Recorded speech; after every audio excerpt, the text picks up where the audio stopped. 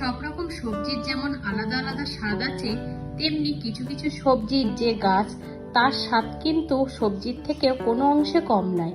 আর এই গরমের দিনে গরম গরম ভাতের সাথে এমন স্বাদের পদ থাকলে আঙুল চেটে পুটে এক থালা ভাত খাওয়া হয়ে যাবে। নমস্কার বন্ধুরা, ভাই বোনের হেসেল ঘরে সবাইকে স্বাগত। আজ আমি দেখাবো মিষ্টি কুমড়োর ডাঁটা শাকের একটা ইউনিক রেসিপি, একদমই ঘরোয়া একটা পদ্ধতি। ভিডিওটি কেউ স্কিপ করবেন না, পুরো ভিডিওটি দেখার জন্য অনুরোধ রইল। আজকের রেসিপির জন্য আমি এখানে নিয়েছি কিছুটা মিষ্টি কুমড়োর ডাঁটা।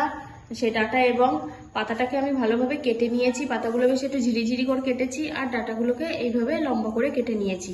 আর নিয়েছি দুটো মাঝারি মাপের আলু, সেগুলোকেও আমি এরকম ডুমডুমো করে কেটে নিয়েছি। এখানে নিয়েছি 150 গ্রাম চিংড়ি মাছ, খোসা ছাড়িয়ে ভালোভাবে পরিষ্কার করে ধুয়ে নিয়েছি।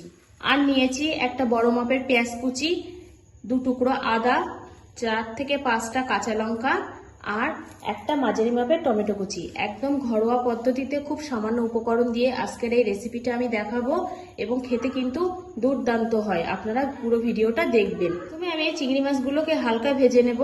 তার জন্য মাছে দিয়ে দিলাম 1/4 চামচ লবণ, 1/4 চামচ হলুদ গুঁড়ো। লবণ আর হলুদটা মাছে মাখিয়ে নেব। লবণ হলুদটা মাখানো হয়ে গেছে, এবার আমি এগুলো ভেজে নেব।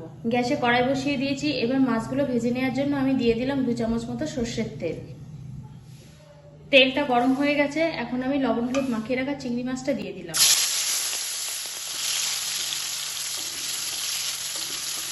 মাছগুলো হালকা ভাজা হয়ে গেছে, এখন আমি এগুলো তেল থেকে তুলে দেব। এবার এই কড়ার তেলেই ফোড়ন দিয়ে দেবো 2টো শুকনো লঙ্কা আর 1/2 চামচ পাঁচফোড়ন।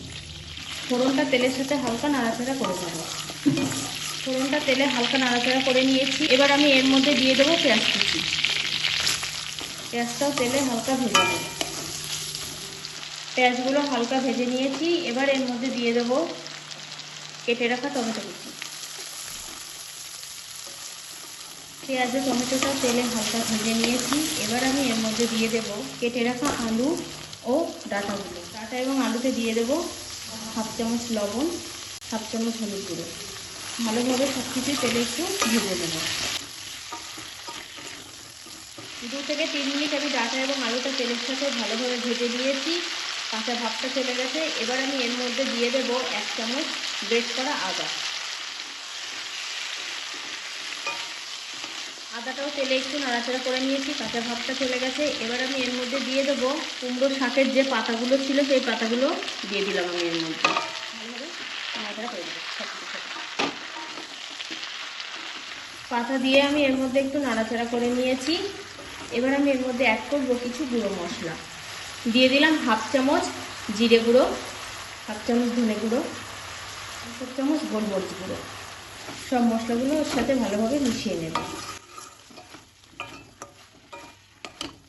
সব মশলাগুলো দিয়ে ভালোভাবে শাকটা কষিয়ে নিয়েছি। এবার আমি এর মধ্যে ভেজে রাখা চিংড়িটা দিয়ে দিলাম। চিংড়িটাও সব মশলার সাথে শাকের সাথে আবারও 1-2 মিনিট নাড়াচাড়া করে নেব।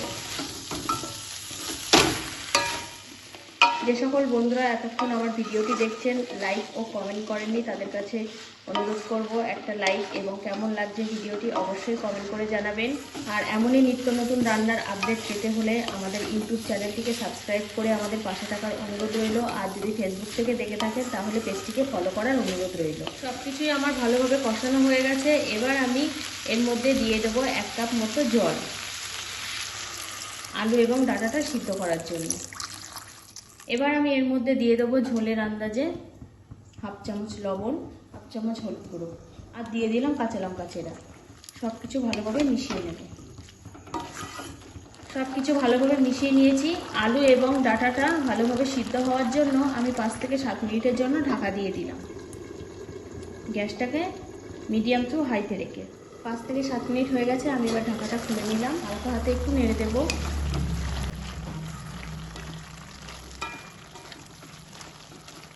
আলু ও ডাঁটা সিদ্ধ হয়েছে কি একটু দেখে নেব। আলুটা সিদ্ধ হয়ে গেছে, ডাঁটা বেশ নরম হয়ে গেছে। এবার আমি এর মধ্যে দিয়ে দেব 1 চামচ চিনি। এই শাকের এই রেসিপিগুলো, যেমন এই মিষ্টি কুমড়ো শাক, তারপরে পুঁই শাক, লাউ শাক, এগুলো কিন্তু একটু মিষ্টি মিষ্টি টেস্ট হলে খেতে বেশি ভালো লাগে। শাকের যে জলটা আমি দিয়েছিলাম, জলটা কিন্তু দেখুন পুরোপুরি শুকিয়ে গেছে, বেশ মাখা মাখা মতন হয়ে গেছে। রান্নাটা আমার পুরোপুরি কমপ্লিট হয়ে গেছে। এবার আমি এটা নামিয়ে নেব, গ্যাসটাকে অফ করে দিলাম।